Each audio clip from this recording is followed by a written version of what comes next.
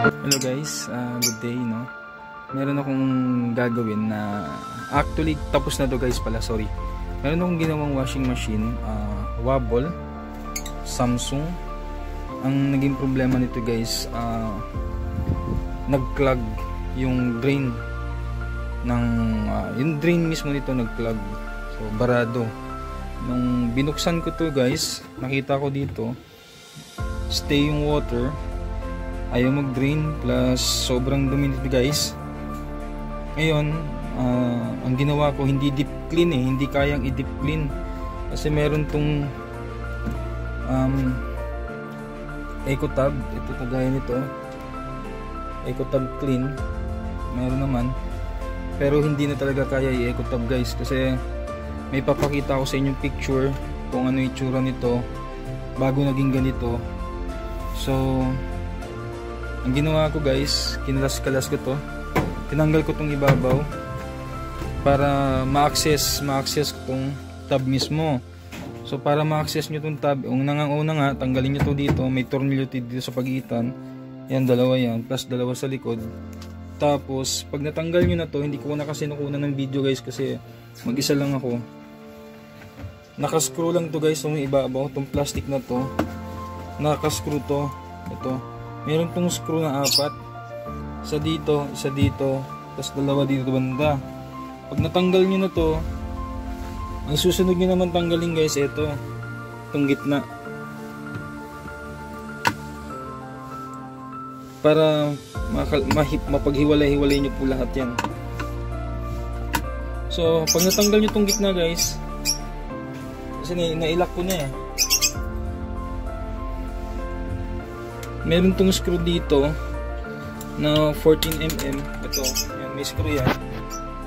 So pag natanggal nyo yan, pwede nyo nang bunutin tong blue, sky blue na kulay. After mong bunutin to, meron pa pong isang screw dyan na malaki. Medyo tricky po ang pagbaklas nun kasi kailangan po ninyo ng special tools. Kung wala po kayo nun, hindi nyo po matatanggal. Ito po yun, ganito po kalaki, nasa mga 24mm o 26mm po ata to, o more than pa. Medyo may kalakihan talaga, panggulong na huto ng truck yun po yung nut na nakalagay dito sa loob para matanggal nyo mismo itong tab. So anyway, nalinis ko na po ito, may mga i-attach na lang akong picture para makita ninyo kung anong itsura nito noon compare ngayon, plus ito po. So na-test ko na rin po ito, pinandar ko na, maandar po itong drain motor, humahatak naman, pero nagdi-drain, ayaw lang mag-lock. Pag stop mo na ng lock, kung gusto mong ihinto yung sa pagdi-drain, ayaw na talagang huminto. Ang dahilan po nun, ito pong spring nitong drain rubber. Ito po yung drain rubber, may spring po yan dito. Ito yung spring, putol na. So ang ginawa ko po, bumili na lang po ako ng spring. Wala po akong mahanap, buti na lang sa auto supply meron silang available. So, ang kaibahan lang mahaba. Ayan po, mahaba to, pinutulan ko na po ito. Kinuha ko lang po sa saktong sukat nitong spring na luma. So after nun, susubukan ko po na ikabit. Dito po yan nakalagay. So ganun. Tapos ito po yung ano niya, pinakabahay. So dito po yung ilalagay sa ilalim. So try kong ikabit. Medyo pasensya na dahil wala pong hahawak ng camera. So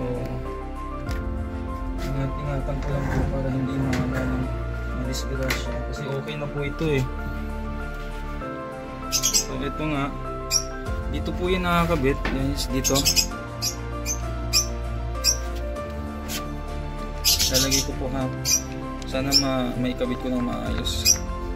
Kasi lumalaban po yung spring nito. Ayan po. Ayan po yung spring. So ipapasok po yan dito.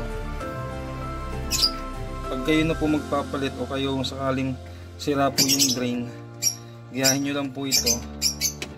Medyo mahirap nga lang po magbalik nito, pero kailangan lang po ng tiyaga. Ayan. Tapos tulak nyo to para mag-lock. Hindi kaya ata ng isang kamay. Guys ha. So ayan.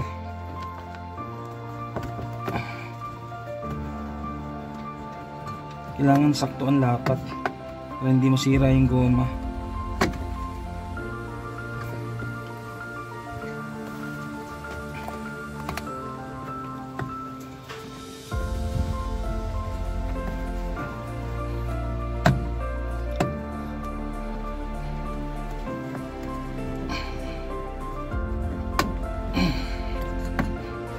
So mahirap guys, hindi ko maikabit. Try ko ilagay yung camera sa ilalim.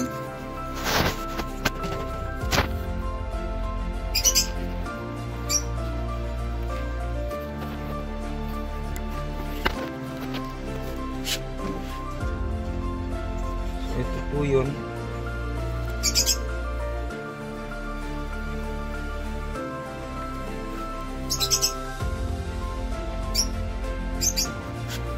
Kailangan talaga dalawang kamay niya.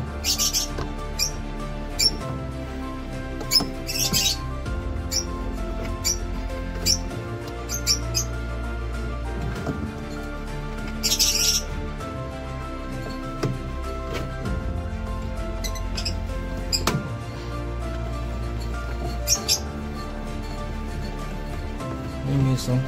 Nakabit na. Ito po, gagawin nyo lang po ito kung sakaling naputol na po yung spring. Ito lang po yung papalitan ninyo. Dito lang po ito dinudukot sa ilalim.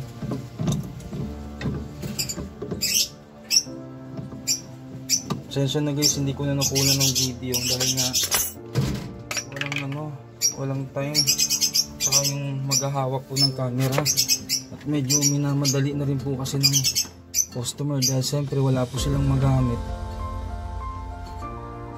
At napaliwanag ko naman sa customer ko na medyo mahirap maghanap ng parts.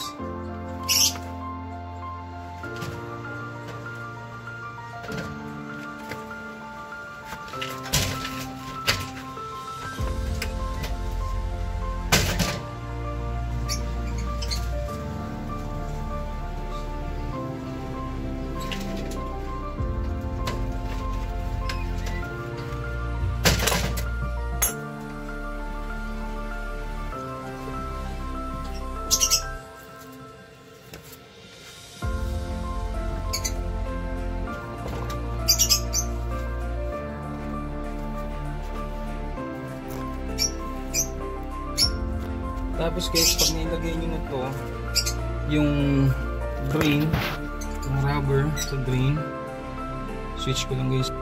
Yan. So dahil nakakabit na, yan po. Ito naman yun ang ilalagay natin, yung humahatak na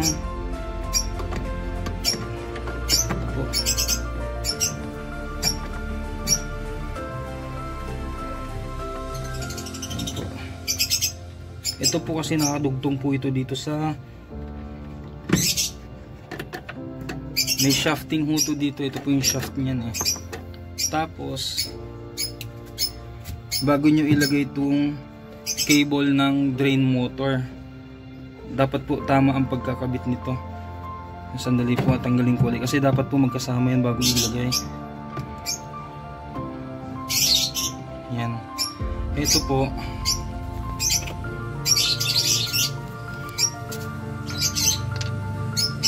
ulit. So yan.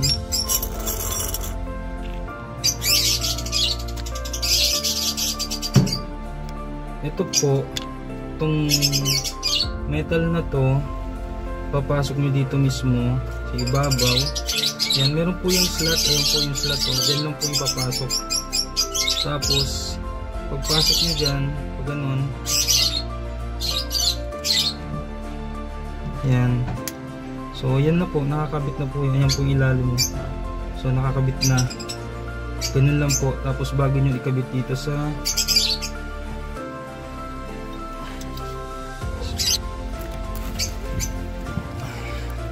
bago nyo po ilagay dito.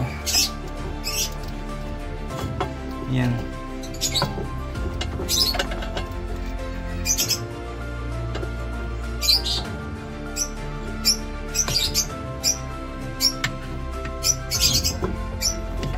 minsan na talaga po dahil mahirap talaga magtrabaho, lalo na kung walang hahawak ng camera, kasi isang kamay lang yung napapagana natin.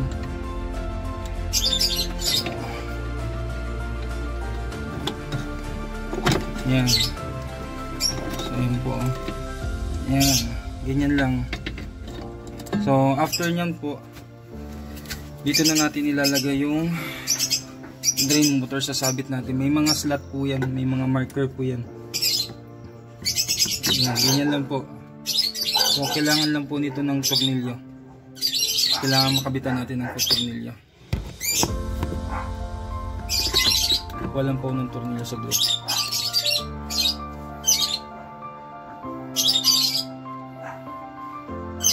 Subukan kong maglagay ng tornilyo na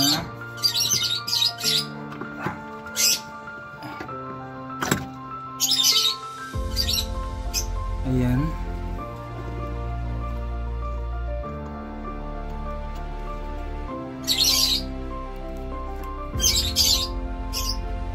Ayan po yung nalagyan natin ng tornilyo, no? Sabit natin dito.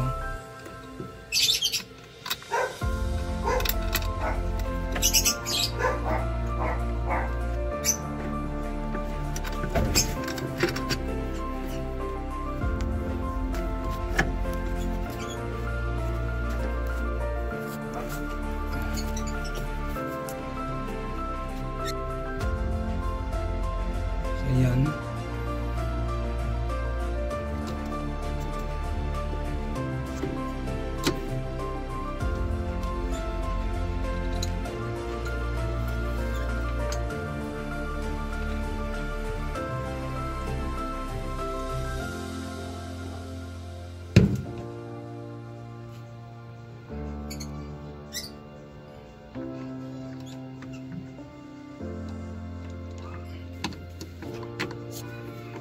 Guys, buti na lang pumasok.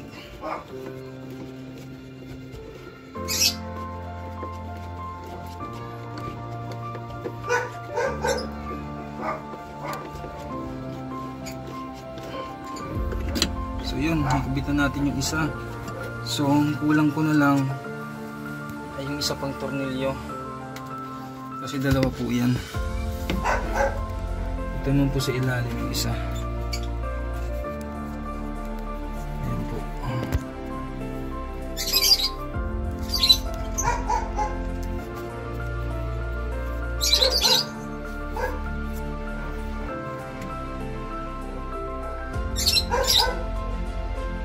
Ayan po yung isa, oh. Isang butas.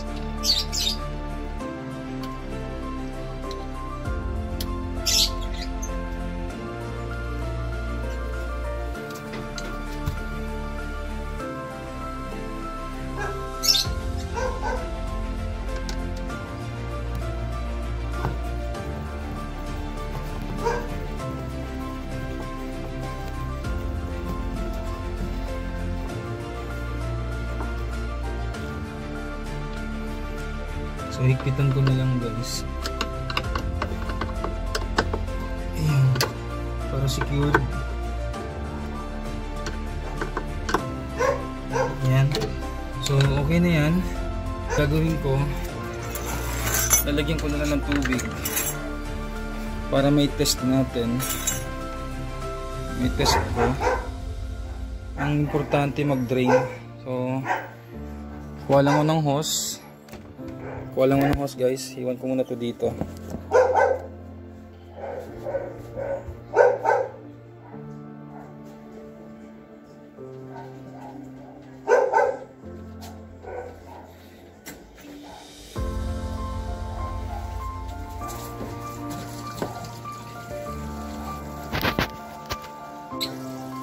Ayan. So ito na, guys, no. Lagyan ko na ng tubig para mapakita ko lang po sa inyo na okay na po yung washing machine bago ko iwan dun sa, bago ko ihatid sa may-ari. So yan, gagawin ko na lang, tanggalin ko na itong hose, tapos ipa-power on ko ito.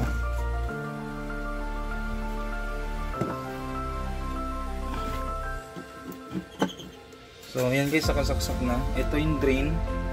Yan po yung drain. Walang lumalabas kasi nakalock pa po yan. Ngayon ipa-power on ko ito. Power on ko. So yan. So ang problema nito guys ay hindi nagdi-drain dahil sobrang dumi ng tub. Ngayon i-activate ko tong wash. Di-drain natin. So yan. Di-drain na. So ayan guys, oh. So pwede kong patayin yan.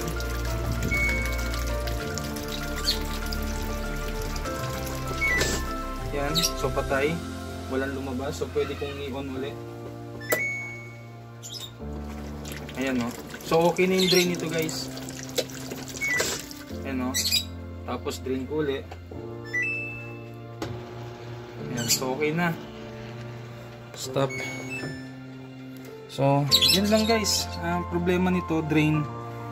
Kaya hindi makapag-drain dahil sa sobrang dumi ng tub. Wala nga lang akong video, pero hanapin ko yung mga pino-work kong video sa may-ari para makita niya kung ano yung, paano ko ginawa ng paraan. So, ulitin ko, kaya hindi po ito mag-drain dahil sa nag-clog na po yung butas dun sa ilalim. Ito po yung mga debris na nakuha ko doon. Mga sabon na tumigas, yan po. Tapos, gaya ng sabi ko kanina, balinaw rin po yung spring. Tapos, yun, pinalitan ko po yan. Tapos, mayroon pa pala akong ipapalit dito guys. Yung belt nito, medyo pudpud na. Sandali ko kunin ko. Patayin ko muna yung tubig.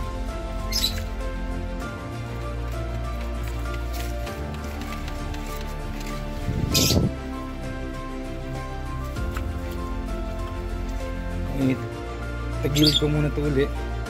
Off ko muna pala. Tingnan ko kung may tubig pa, no? On.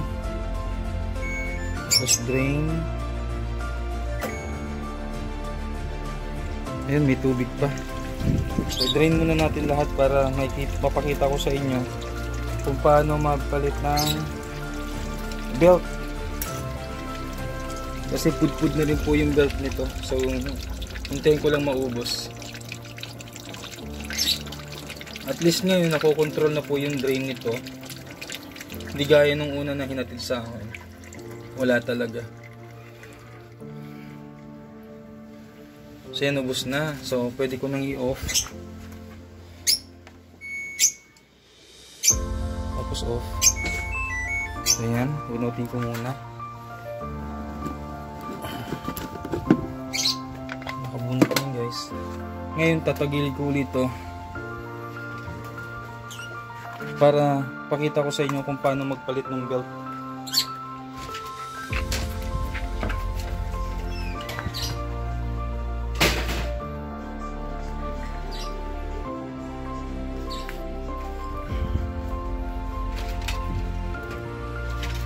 So ito yung belt nito guys. Ito. Hanap ako ng hanap kanina sa tindahan ng mga parts ng washing machine. So wala akong nakita. Okay lang po sana kung malalapit. So medyo may kalayuan din po. So naisipan ko na try kong pumunta sa bilihan ng parts ng sasakyan. So doon nga ako nakabili.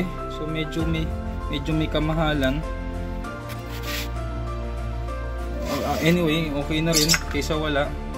Ito po, parehong-pareho po ito. Ayan po, yung bago at saka yung luma. So ito po yung luma nasa ibabaw, tapos ito po yung bago sa baba, sa ilalim. So pareho po ng sukat yan. Hanggat maaari pag magpapalit kayo ng belt, pareho ng diameter o sukat. Gaya nito, 21.5, itong medyo burado sa baba, tapos ito naman sa taas 21.5. Ang kaibahan po nito, makapal po yung nasa taas, manipis na po yung nasa baba. So kailangan ng palitan kasi mag-i-slide na po ito pagkatagalan.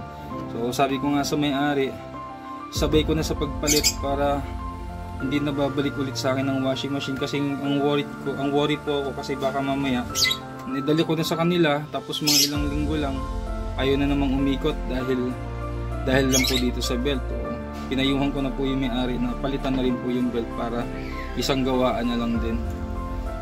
So sa pagbalik naman po nito, ito lang po sa ilalim, switch ko lang po ulit yung camera. So ito po, ikakabit na po natin yung belt. Tapos importante mapalusot nyo lang po itong belt dito sa malaking pulley. Kung nakaharang po yung nut, sungkitin nyo na lang po ng daliri para maiwas nyo dun sa nut. So ayan, lusot na. Ayan po, kung nakalusot na yung belt, ito po yung belt, lusot na. Isampan nyo lang po dito sa pulley malaki. Ayan, tapos once na nasampan nyo po, ito naman po sa pulley na maliit, ayan, isampan nyo ng bahagya, pero hindi nyo masasampa lahat yan unless iikot nyo yung pulley. So pag nakapatong na po itong belt dito sa maliit na pulley, ito po ipatong nyo, itulak nyo pataas, ayan, tapos ikutin nyo po itong malaking pulley, ikutin nyo para tulak nyo ng gusto. Ayan, ito ha, kumalas, sandali po.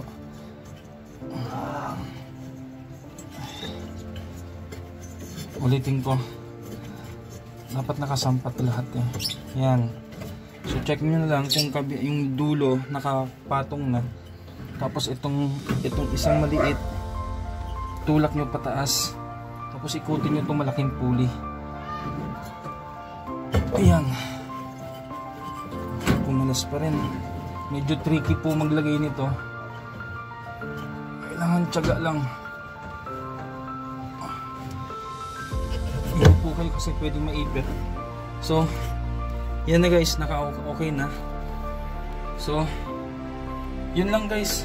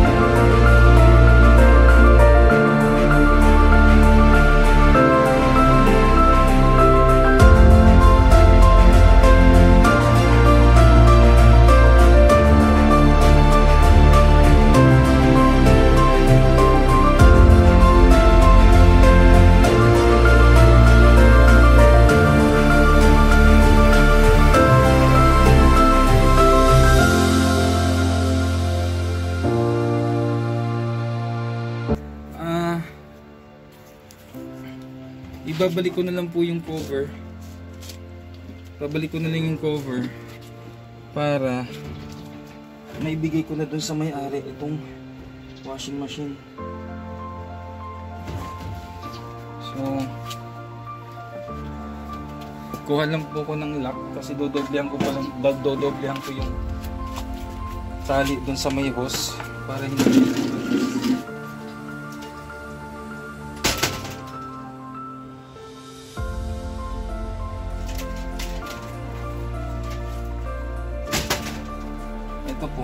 ito kasi yung sa yung drain hose, dodoblehan ko lang para hindi, kasi kung mapuputol po yung isa at least meron pong suporta.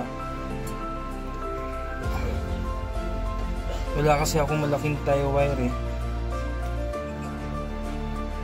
kaya maliliit na nakakabit. Ayan, okay na po yan. Tapos babalik ko na lang po itong cover para pwede ko na pong ihatid dun sa may-ari. At malamang ilang araw na po hindi yun makakapaglaba dahil dito.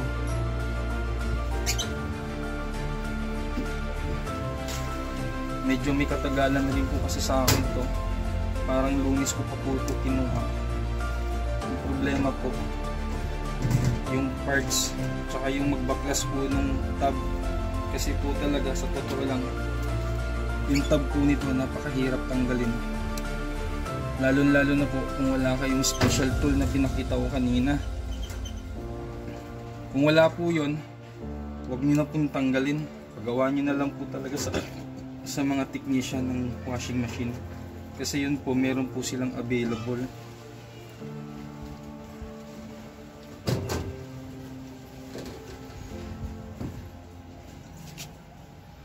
So yun guys, hindi ko na po ipapakita kung maandar kasi maandar po talaga to gaya kanina. Narinig nyo naman po na nagpump and gumana po yung drain motor. So yun lang po guys, maraming salamat po. Sana po makapag-subscribe po kayo sa channel ko. Yun po yung Bat1 TV. Pag napanood nyo po yung video at nagustuhan nyo po, paki-press po ng like, paki-subscribe, and hit the notification bell po para maging updated po kayo sa mga i-upload ko pa pong video. Ito nga po pala ang model number ng washing machine. So guys, maraming salamat po.